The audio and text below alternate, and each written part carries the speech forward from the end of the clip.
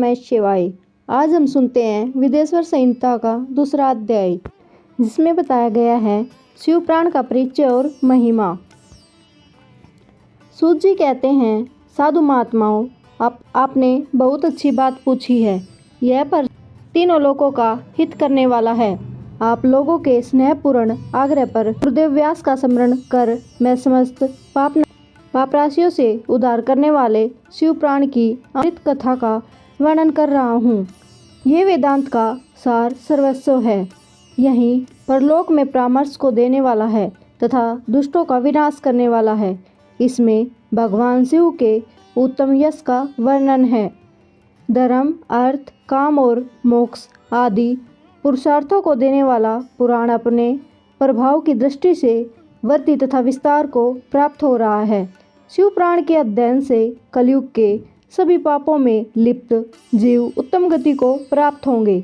इसके उदय से ही कलयुग का उत्पात शांत हो जाएगा। शिवपुराण को वेद तुल्य माना जाएगा। इसका प्रवचन सर्वप्रथम भगवान शिव ने ही किया था। इस पुराण के 12 खंड या वेद हैं।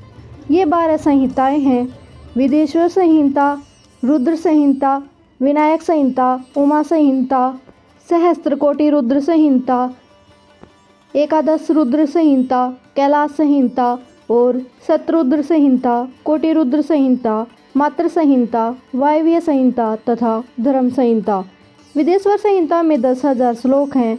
रुद्र संहिता, विनायक संहिता, उमा संहिता और मात्र संहिता प्रत्येक में 8-8 हजार श्लोक हैं।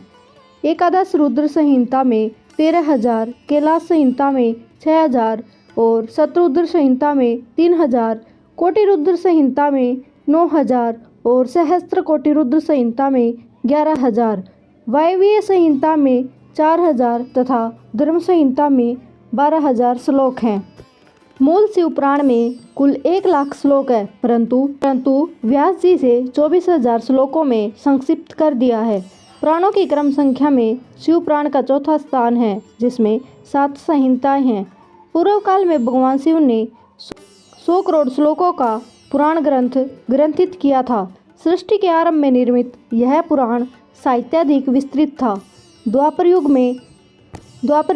में द्वैयापन आदि महर्षियों ने पुराण को 18 भागों में विभाजित कर 4,00,000 श्लोकों में इसको संक्षिप्त कर दिया।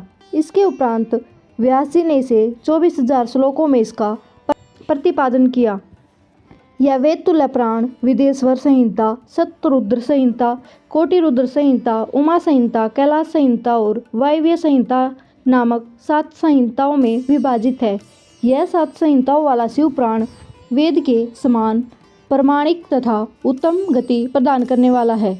इस निर्मल शिवपुराण की रचना भगवान शिव द्वारा की गई है तथा इसको संक्षेप में संकलित करने का श्रेय व्यास जी को जाता है। शिवपुराण सभी जीवों का कल्याण करने वाला, सभी पापों का नाश करने वाला है। यही सत्पुरुषों को कल्याण प्रदान करने वाला है। यह तुलना रहित है तथा इसमें वेद प्रतिपादित अद्वैत ज्ञान तथा निष्कपट धर्म का प्रतिपादन है। शिवपुराण श्रेष्ठ मंत्र समूहों का संकलन है तथा यही सभी के लिए शिवधाम की प्राप्ति का साधन है। समस्त पुराणों में सर्वश्रेष्ठ शिवपुराण ईर्ष्या रहित अंतःकरण वाले विद्वानों के लिए जानने की वस्तु है। इसमें परमात्मा का गान किया गया है।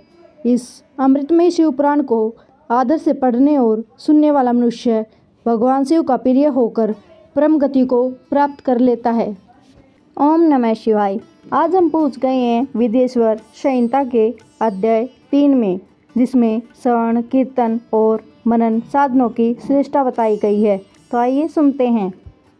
व्यास जी कहते हैं, सूत जी के वचनों को सुनकर सभी महर्षि बोले, भगवान आप वेद तुल्य अद्भुत एवं पुण्यमयी शिवपुराण की कथा सुनाइए। सूत जी ने कहा, हे महर्षिगण, आप कल्याण में भगवान शिव का स्मरण करके वेद के सार से प्रकट शिवपुराण की अमृत कथा सुनाएं। शिवपुराण में भक्ति, ज्ञान और वैराग्य का गान किया गया है।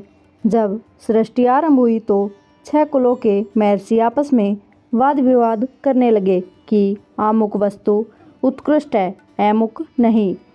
इस विवाद से बड़ा रूप धारण कर लिया तो सभी अपने शंका के समाधान के लिए सृष्टि की रचना करने वाले अविनाशी ब्रह्मा जी के पास जाकर हाथ जोड़कर कहने लगे, हे प्रभु, आप संपूर्ण जगत को धारण कर उसका पोषण करने वाले हैं। प्रभु, हम जानना चाहते हैं कि संपूर्ण तत्वों से परे प्रातर पर पुराण पुरुष कौन है।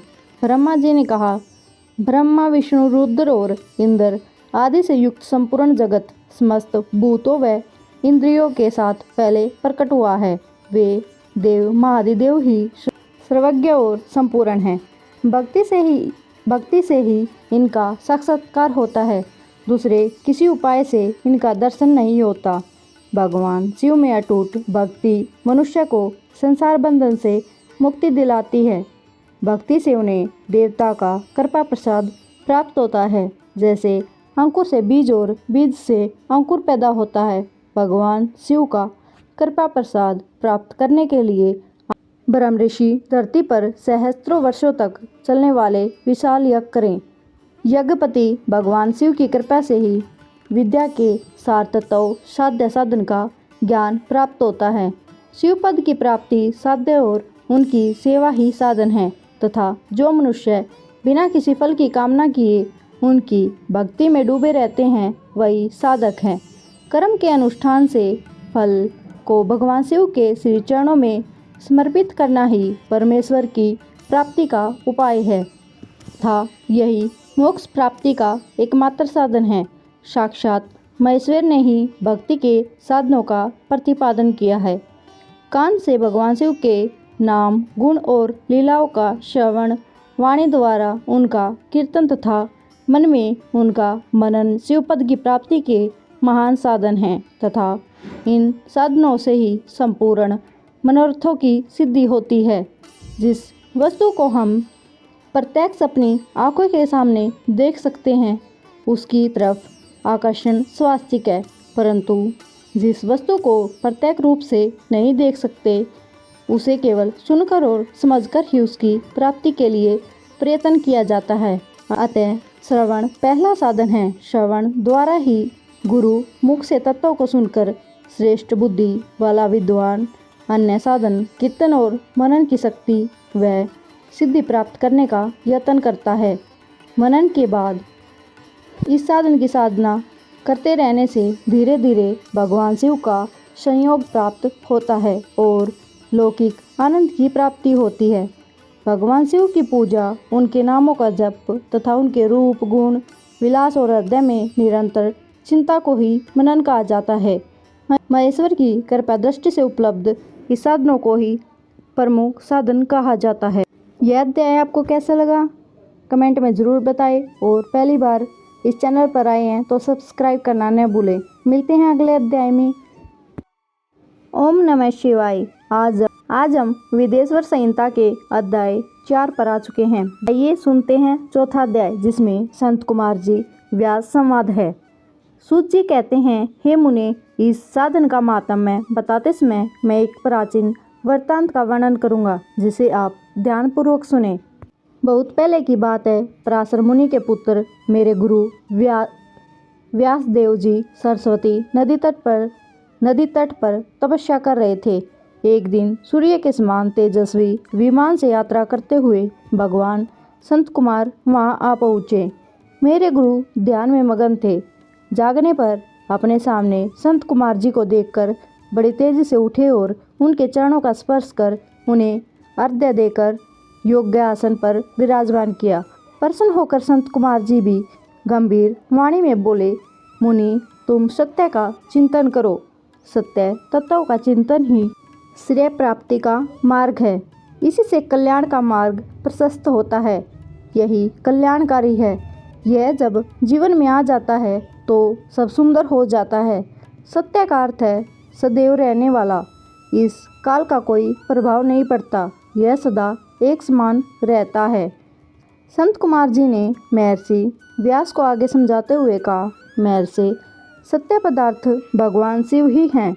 भगवान शंकर का श्रवण, कीर्तन और मनन ही उन्हें प्राप्त करने में सर्वश्रेष्ठ साधन है। पूर्व काल में मैं दूसरे अनेकानेक साधनों के भ्रम में पड़ा घूमता हुआ तपस्या करने मंदराचल पर्वत पर पहुंचा। कुछ समय बाद महेश्वर शिव की आज्ञा से सबके साक्षी तथा शिवगणों के स्वामी नंदीश्वर वहां आए और स्नेहपूर्वक मुक्ति का साधन बताते हुए बोले, भगवान शंकर का श्रवण कीर्तन और मनन ही मुक्ति का स्रोत है।